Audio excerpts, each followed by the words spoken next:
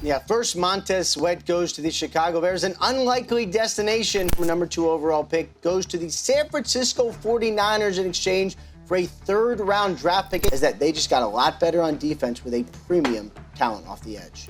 Today's a very important day for NFL fans, and that's the fact that it's the NFL trade deadline. What else would it be? Happy Halloween, everybody. We have a lot of videos to make for you guys today because the NFL trade deadline has actually been crazy so far. Yesterday, we saw a huge move made in the NFC East, and it seems like today, the Washington Commanders, I hate to say it, may have outdone this move. Before we get to the content, just a brief announcement. Channel members may get a brand new feature really soon, where if I happen to finish a video very, very late, let's say it's like Friday night at like 12 a.m. Usually I schedule it for the next day, like Saturday morning at like 7 a.m. But now, if you happen to be a member, you'll get that video immediately. And I figured it's a cool little feature that doesn't really punish people that have been subscribed to the channel, but it's a nice little added benefit if you happen to join our channel memberships program. Now that we got all that out of the way, break!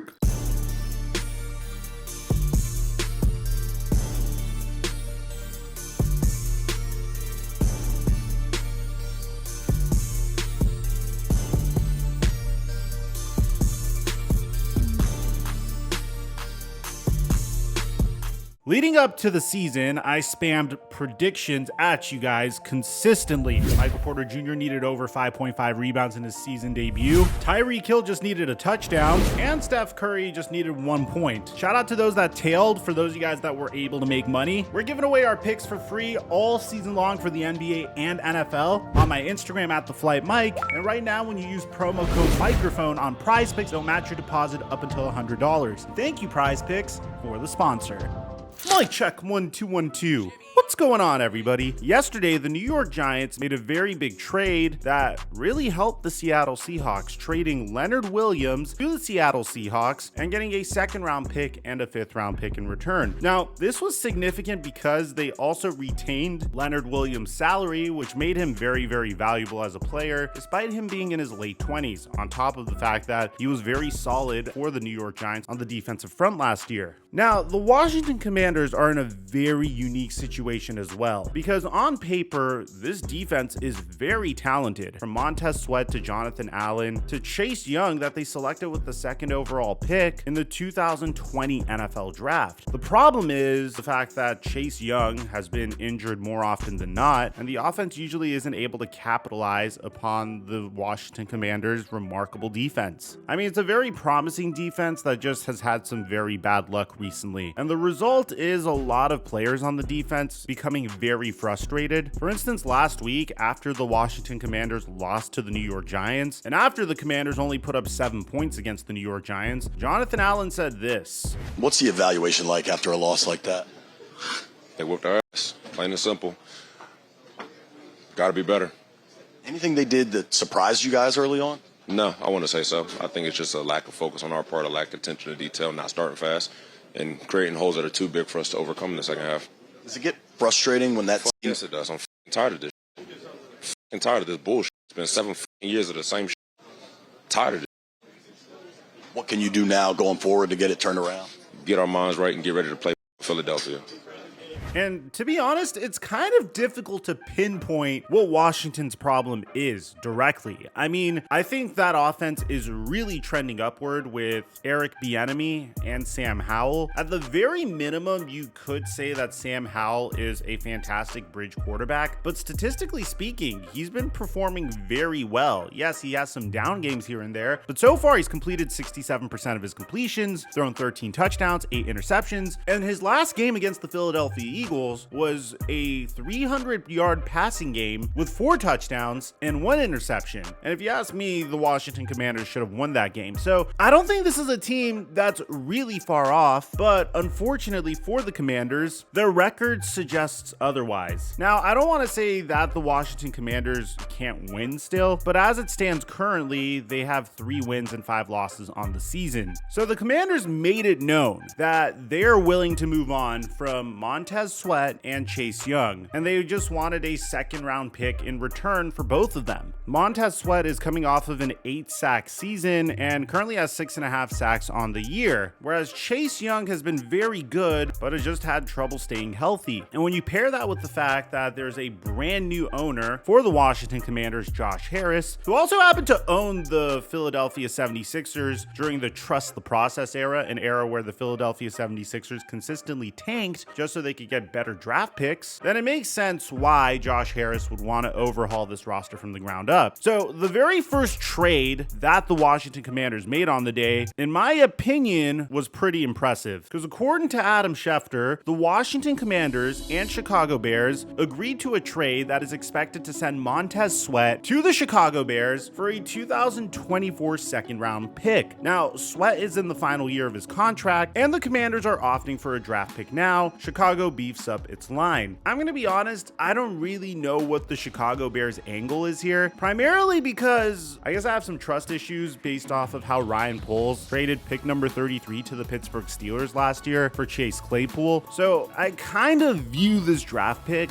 in a similar light as pick number 33 was last year. And the Washington Commanders essentially got a very, very late first-round pick for Montez Sweat, which is incredibly impressive. It's pretty much, you can make an argument that the Washington Commanders got more for Montez Sweat than the New York Giants got for Leonard Williams. And this is coming from a Dallas Cowboys fan, man. I really give him an A+ for this. I think it's a brilliant decision. The Commanders realized that Montez Sweat wasn't in their long-term plans, realized that they needed to completely overhaul this team, but I will admit I'm a little confused about what the Chicago Bears angle here is. And it's nothing against the Chicago Bears, man. I mean, I'm rooting for Justin Fields through and through, but last night you have their 24-year-old star corner, Jalen Johnson, who requested a trade because they couldn't negotiate a brand new contract extension. So he's available as a result of that. So trading for a 27-year-old edge rusher and giving up a second-round pick and having to pay that edge rusher and then potentially moving on from your star cornerback isn't consistent with one another. And giving up a high second-round pick for said edge rusher, I don't know. I just want to say I don't really see the vision here. And I don't want to hate on the Chicago Bears for it. It just, you guys should be selling at the deadline. I don't really see why you guys are buying at the deadline. Now, what's really interesting about this is upon the announcement that the Commanders were trading Montez Sweat, Ian Rappaport declared that Chase Young was safe by saying this. The Chicago Bears have been talking to the Commanders, but not always about Montez Sweat. It did sound like Chase Young was part of the discussion. It makes me think that Chase Young probably stays there. Trading one when you were probably going to lose one anyway, I think makes a lot of sense. And then very shortly after, we got breaking news that Chase Young was getting traded. And this trade is even more insane in my opinion. According to Ian Rappaport and Adam Schefter, former number 2 overall pick, Commanders defensive end Chase Young is being traded to the San Francisco 49ers. Incredible, likely a mid-round pick in 2024. After dealing Montez Sweat to the Chicago Bears, Washington now trades Chase Young to one of the NFL's best. Now, the compensation for this is legitimately insane. Like, my jaw's on the floor as a result of this. Because according to Adam Schefter, the Commanders are trading Chase Young to the 49ers for a third-round pick per sources, which is absolute insanity in my opinion. A player that was once the number 2 overall pick in the 2020 NFL draft just got traded to the 49ers for a third-round pick. Essentially, the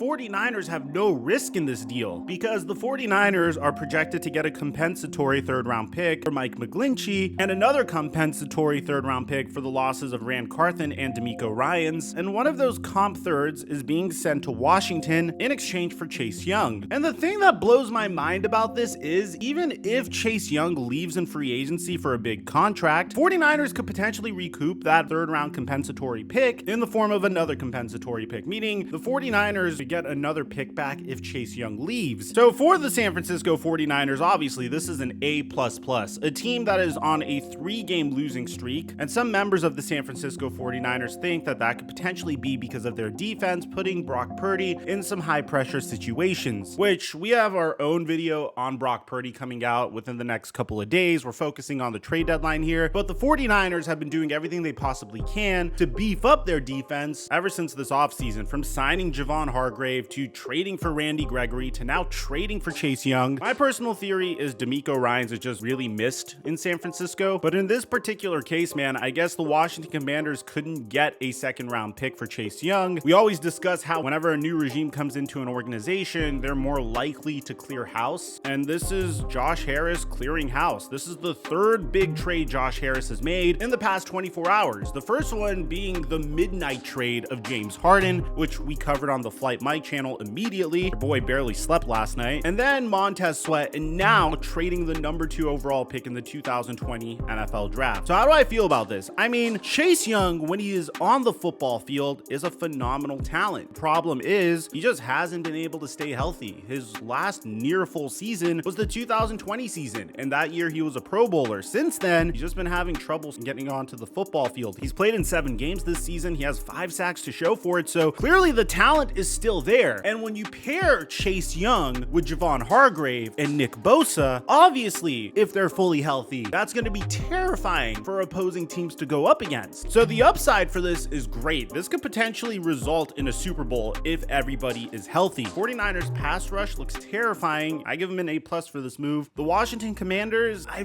feel like the value for Chase Young should have been a little higher. I feel like bringing him back on a franchise tag or a prove-it deal would have been warranted in this instance. I understand wanting to clear up your team as much as you can, but I felt like you waited this long to get a healthy Chase Young just to trade him for a 3rd-round pick. I'm a little confused about that. I understand wanting to hit the reset button. It's not something that I personally would agree with in this instance. Montez Sweat's case, I get it. You got a very good pick for Montez Sweat, but for Chase Young, I feel like this was a little premature and a little forced. So let me know in the comment section down below, what do you guys think about the trades the Commanders made on this crazy day? And if you missed our James Harden trade, I'll leave that in the end screen for you guys. Aside from that, I'm your boy Mike, and I'm dropping our mic until our next upload.